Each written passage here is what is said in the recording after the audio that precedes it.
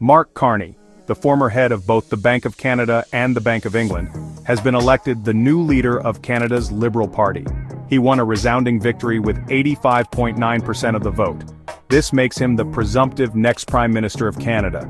Canadians are looking to Carney to provide stability and leadership in these uncertain times. He is a highly respected figure in global finance, known for his steady hand during the 2008 financial crisis. Carney's victory marks a turning point for the Liberal Party. After nearly a decade in power, Justin Trudeau announced his resignation in January 2025. Trudeau's departure left a void in Canadian politics. Many Canadians felt it was time for a change. Carney, with his impressive credentials and outsider status, represents a break from the past. His election has injected new energy into the Liberal Party. Carney's victory speech struck a chord with Canadians. He spoke about the need for unity and purpose in a time of global instability.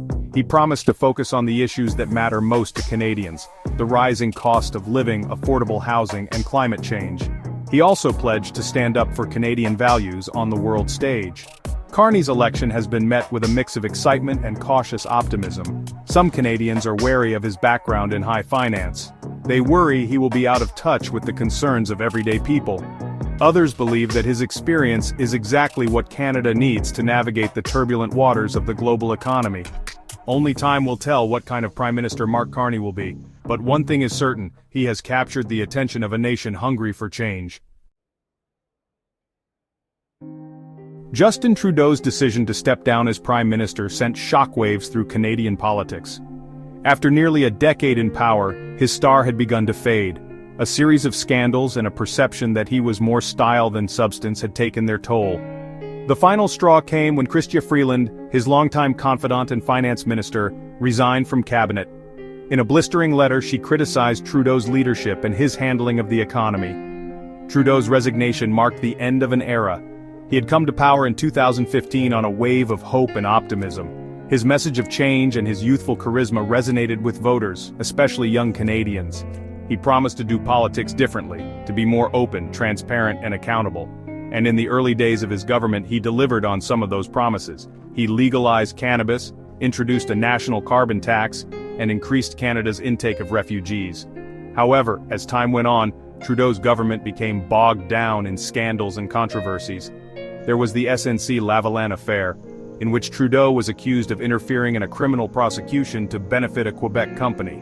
There was the WE charity scandal, in which Trudeau and his family were accused of improperly benefiting from a government contract. And there were a series of gaffes and missteps on the international stage that damaged Canada's reputation. By the time Trudeau announced his resignation, it was clear that his government had lost its way. The hope and optimism of 2015 had given way to cynicism and disillusionment. Trudeau's legacy will be debated for years to come, but one thing is certain: his departure created an opportunity for a new leader to emerge. Mark Carney assumes leadership of Canada at a time of unprecedented global uncertainty. The world is still grappling with the economic fallout of the COVID-19 pandemic. The war in Ukraine has destabilized the international order and led to soaring energy prices. Climate change is causing more frequent and severe weather events with devastating consequences for communities and economies around the world. At home, Canada faces its own set of challenges. The cost of living is rising at an alarming rate, making it difficult for families to make ends meet.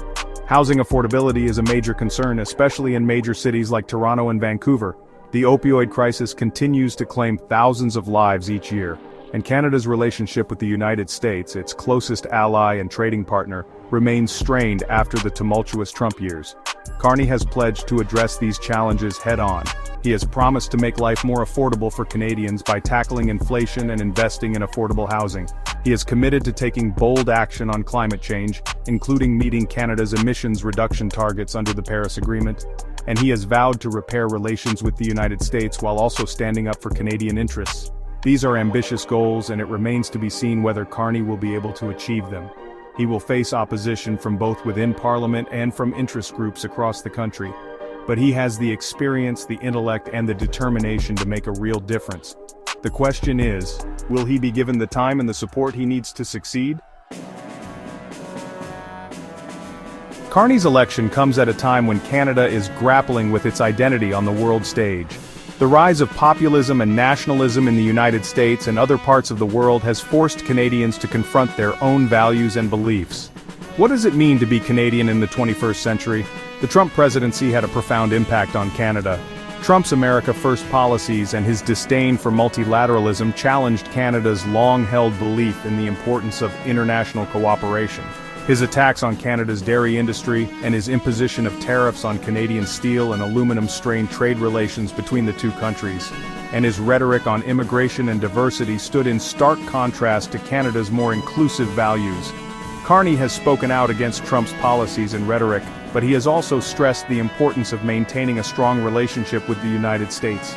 He will need to strike a delicate balance between defending Canadian interests and working collaboratively with the Biden administration on issues of mutual concern. The upcoming election will be a test of Canada's values. Will Canadians choose to retreat from the world and embrace a more insular form of nationalism, or will they reaffirm their commitment to multilateralism, diversity, and international cooperation? The answer to that question will have profound implications for Canada's future.